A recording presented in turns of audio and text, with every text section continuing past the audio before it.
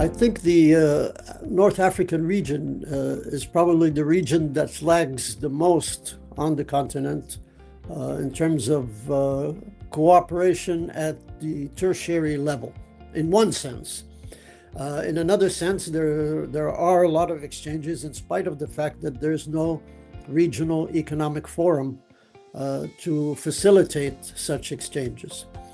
What we see is, and I give you here the example of, for example, the UNESCO educational integration protocols, the Abuja protocol. In North Africa, as part of a slightly different geographical region, there is an Arab protocol.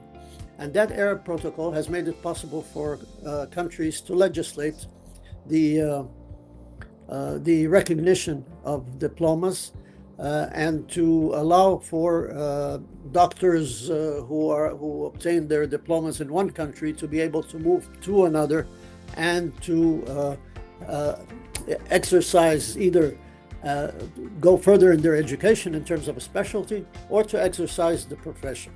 With of course, different limitations that are put in place either by corporations, professional corporations, or by the universities themselves. But this has been a very effective framework that has allowed students to move across the north of the continent. The challenge facing us is the challenge, of course, of autonomy, university autonomy, but also the challenge of quality assessment. And here, HAQA has been very interesting in the sense that, as it has in other regions of the continent, it has set up capacity building programs for the in the region, and we hope to benefit from those in order to improve both the quality of education and the ability of students to move from one country to another in the north. Now, I should tell you, and I think this is also important, that we're working within a context. In the general African context, the oldest university in the world is in Fez in Morocco. Another very old university is Al-Azhar in Egypt. The university in Morocco was founded in 959, something like that. So it was even before the the University of Bologna. So we have a strong tradition in education. We have a strong tradition for the respect of knowledge and of education, and we are looking for opportunities to continue with that, on that trend.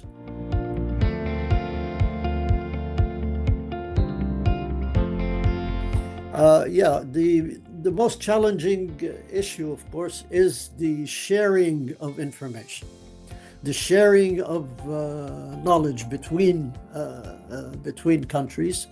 The sharing starts simply with data. How available is the data so that other countries, because the exchange of students depends on a transparent system. If universities are going to recognize diplomas and qualifications from other universities, whether it be within the country or outside of the country, there has to be a transparent system in place that shows you exactly what is happening in the partner institution. And we have worked hard on that with our European partners initially to make sure that in programs like Erasmus Plus and Horizon Europe, etc., that we have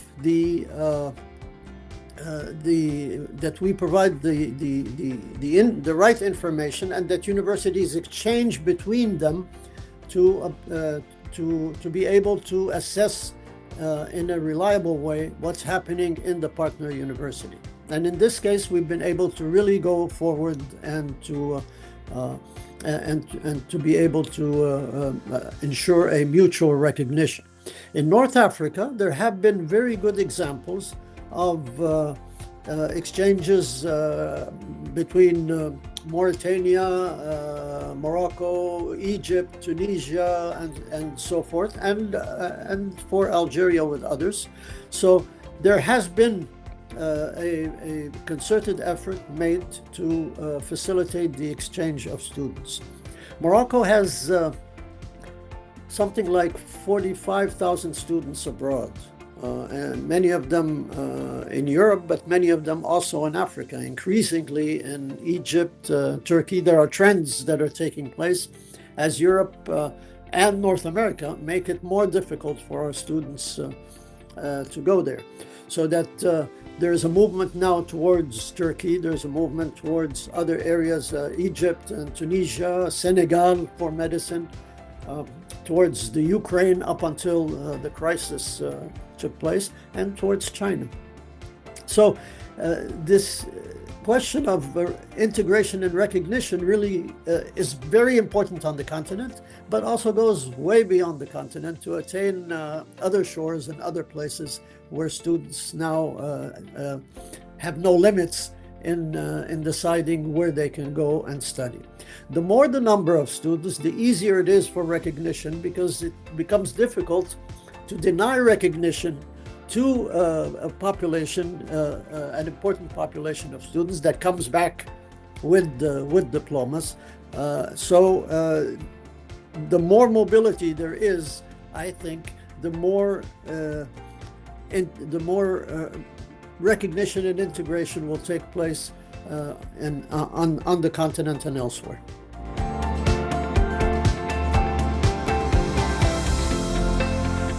We've worked with HAQUA very strongly in terms of data. We've worked with HAQUA on ACTS. We've worked with HAQUA on the mutual recognition and what are the referentials that need to be addressed in order to be able to move forward. And the meetings that HAQUA organizes, the training sessions that it organizes, and of course the capacity building, the constant capacity building effort that's taking place on the continent makes it very effective in encouraging contacts, because sometimes we need someone to take the initiative regionally. And in this case, in a region where there is no economic forum, HAQUA becomes very important as an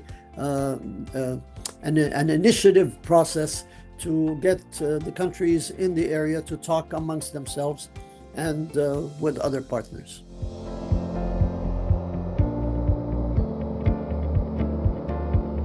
As we talk about the increasing number of students, as we talk about the graduates coming out from their own country, but also from other places, the question of employability becomes very important. In a youthful population, employability becomes a critical tool for self-respect and for dignity. And it's important for our African youth that they be able to engage in some form of activity or employment that raises their own assessment of their self-worth. This can take place at many levels. And I think, again, HAQUA is contributing to this in terms of the initiatives. This is a region where there's the highest youth unemployment ratios in the world, among the highest. We're talking about unemployment in some countries in both North and South Africa that reaches 30% of the labor market, which is traumatic. So quality in education, yes. Following market needs and making sure that we're training students for market needs, yes, but sometimes our own economies are not growing fast enough to absorb these students, and we have to teach them We have to instill in them a sense of innovation, an ability to create, to be creative, to create their own work environments, and to contribute to the economy through their own efforts and their own innovative practices. And this is important. I think this is something that the continent is going to have to look at very seriously in future, because again, the African economy at this time is not growing fast enough to absorb all of the graduates.